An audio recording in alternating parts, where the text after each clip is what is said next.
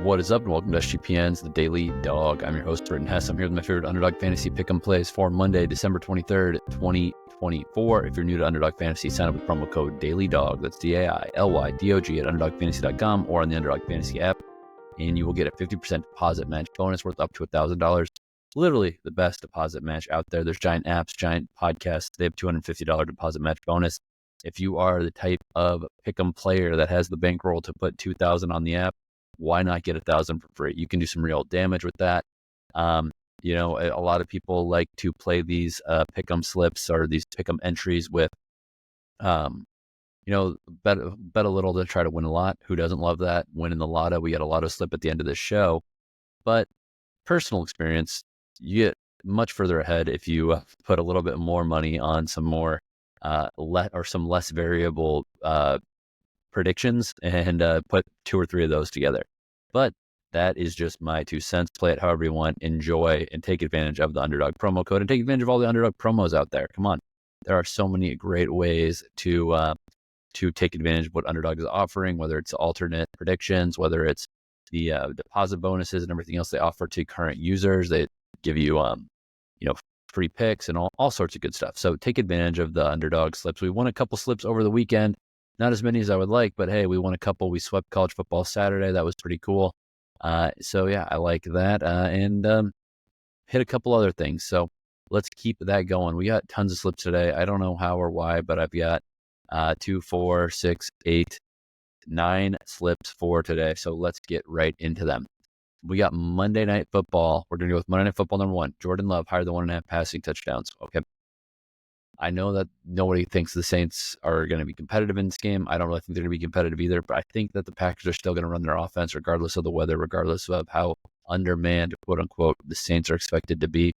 If they're running their offense, Jordan Love is going to be passing. They've got great wide receivers, so give me Jordan Love higher than 1.5 passing touchdowns against this depleted defense and this beat up team for the Saints. Man, they're in trouble.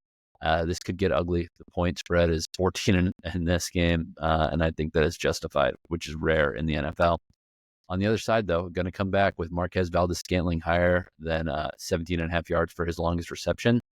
Since he has become a Saint, he's done this in every game since his first start with the team, like 5 games ago. His projection for receiving yards on Underdog is also 31.5. I don't hate going over that one as well. But I just think if he gets 1 catch in this game, it's probably going to be 18 yards or more. If he gets 2 catches, he's going to go over or higher than 31.5 receiving yards. So I think that you could do worse than Marquez Valdes-Scantling, the longest reception higher than 17.5 yards. This is a 2.64x multiplier, so it's fairly conservative, but let's start off with a win. This one's pretty straightforward. Jordan Love, higher than 1.5 passing touchdowns. Marquez Valdes-Scantling, longest reception higher than 17.5 yards, 2.64x multiplier. All right, let's go to Monday Night Football. Number 2, we're going to go with Demario Davis, linebacker for the Saints, higher than 9.5 tackles plus assists. There is a strong case to be made for the fact that in the second half of this game, the Packers are going to run the ball a ton. If they run the ball a ton, linebackers like Demario Davis, who is a ball hawk, are going to get tons of tackles plus assists. Why did I play tackles and assists versus tackles or assists? Because I don't know who the scorekeeper is. Some of these guys, they don't score. It's not universal. One guy's tackle is another guy's assist. That's all I'll say. So we're going higher than 9.5 tackles and assists here. Hopefully he meets those backs from the Packers early and often, and he is, at 9 tackles before we even get to the second half. That would be beautiful. Next, we're going to go to Dontayvion Wicks of the Packers, higher than 1.5 receptions.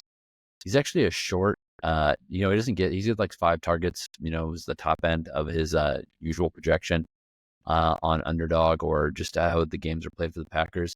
But he gets a lot of short throws, a lot of catchable throws. I like Dontayvion Wicks higher than 1.5 receptions. I don't like his yards because sometimes he's catching the ball right at the line of scrimmage, and if he doesn't make a guy miss or if they're onto it, he doesn't have a chance, and you're either losing yards or getting basically nothing. But I do think he's going to get 2 receptions. I know that the other receivers are getting healthier and getting back in the rotation. Don't really care. Dontayvion Wicks still has a role on this team. They still try to feature him a couple times a game. Give me Dontayvion Wicks higher than 1.5 receptions in this game. All right, let's go to the National Basketball Association. NBA slip or NBA entry number 1, RJ Barrett, higher than 1.5 3-pointers made against his former team, the Knicks. Love Barrett when he plays against the Knicks. Earlier this year, he had 3 3-pointers. I think he's still going to try to shoot 3-pointers. He's been shooting 3-pointers a lot this year. Higher than 1.5 3-pointers made, very, very doable. Then we're going to go with Anthony Edwards. higher than 36.5 points, rebounds, and assists as the T-Wolves take on the Hawks. The Hawks play in a lot of high total games. High totals means lots of points, lots of rebounds, lots of assists, you would assume. Anthony Edwards is a guy that can take advantage of some of the defensive lapses that the Hawks have displayed from time to time over the last several years. So give me Ant Edwards higher than 36.5 points, rebounds, and assists, paired with RJ Barrett higher than 1.5 3-pointers made. That's a 3x entry. NBA entry number 2, Myles Turner higher than 22.5 points, rebounds, and assists against the Warriors. Obviously, the pace that the Pacers play with allow for a lot of points to be scored. I think the interior of this Warriors team can be had. I think Myles Turner is going to be looking at 15 and 10, and then that's not even factoring in if he gets a couple assists in there. So Myles Turner higher than 22.5 points, rebounds, and assists. Then Cade Cunningham higher than 0.5 double-doubles against the Lakers. He's averaging 9.7 assists per game. He's obviously well into the double digits for points. I think against this Lakers team, the Lakers could be a little sleepy in this spot. I think Cade Cunningham is going to want to show out in the Lake Show, higher than 0.5 double-doubles. Also, he can get double-digit rebounds too. He's done that plenty of times. He's also got a couple triple-doubles on the season. So give me Cade Cunningham higher than 0.5 double-doubles.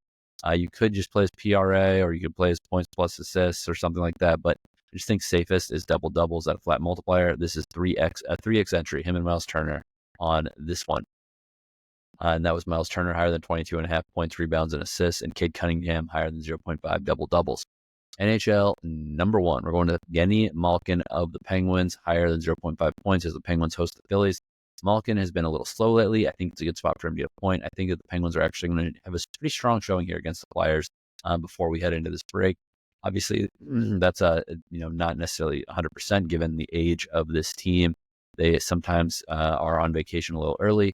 But that said, I like Gino Malkin higher than 0.5 points here. And then I'm pairing with Lucas Raymond, top assist man for the Red Wings, higher than 0.5 assists in their game as well before this break starts. Obviously, the Blues are a hot and cold team. Hopefully they're cold here. Hopefully there's lots of points for the Red Wings, and Lucas Raymond can get another assist for us on this slip. This is a 3.12x multiplier slip. Very good value. NHL number 2, we're going to go with Jack Hughes of the Devils, higher than 0.5 goals. We had Jack Hughes on the slip last week, and he didn't score. His brother did. That was quite annoying. His brother doesn't really score goals, but Jack Hughes usually does. He didn't in that game. Let's hope he does here. This is an early game, by the way. The Devils are playing the Rangers at 10 a.m. Pacific, 1 p.m. Eastern. Give me the Devils, Jack Hughes to score a goal. Pairing that one with Dylan Strome of the Capitals, higher than 0.5 assists, top assist man on that team, 3.89x multiplier, keeping it simple. All right, college football. We're going Brandon High of UTSA, higher than 0.5 rushing plus receiving yards. Coastal Carolina decimated by the portal, offensively and defensively. I think Brandon High has 7 touchdowns on the year. He's usually not the starter. He's starting this game. He has had as many touchdowns as the starter. Give me higher than 0.5 rushing plus receiving touchdowns for Brandon High. Going to pair him with Gavin Williams of NIU, who was the top rusher for NIU, but he's not really the starter. The freshman passed him up, Telly Johnson. That said, Gavin Williams' number higher than 29.5 rush yards. He's a senior. Great spot for them to give him some work in his final showing here. And it's kind of a mess for Fresno State as well with the portal and coaching turnover and stuff like that. 29.5 rush yards could literally be 1 carry for Gavin Williams. So give me those two guys together, Brandon Hyatt rushing higher than half a rushing plus receiving touchdown, and Gavin Williams higher than 29.5 rush yards, 2.76x multiplier. College football number 2, David Amador, higher than 56.5 receiving yards for UTSA. As I said, Coastal Carolina is decimated at quarterback, but also cornerback. Amador came on very late for this year. The last 4 games, he was crushing it. Higher than 56.5 receiving yards, very low. That is going to be steamed a ton by the time this game starts. And we're going to pair it with Telly Johnson, higher than 0.5 rushing plus receiving touchdowns from Northern Illinois, the true starter there. I think that he is going to have a chance to really take care of business in this game. Gavin Williams still going to get 30 yards, but Telly Johnson's going to score a touchdown. This is a 3x multiplier. All right, let's get to the lotto slip of the day. We're going to go with Ricard Raquel of the Penguins, higher than 0.5 goals. Christian Watson of the Packers, higher than 0.5 rushing plus receiving touchdowns. Jordan Poole as the Wizards take on the OKC Thunder, higher than 3.5 3-pointers made. And Gavin Williams, we've already mentioned him once, higher than 0.5 rushing plus receiving touchdowns, 25.6x multiplier, or 15.36x, 3.42x if you are playing this as a flex.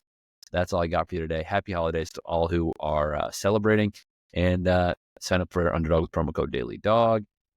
Rate, review, subscribe to this podcast if you've not done so yet. And thank you for listening. Let's make some money.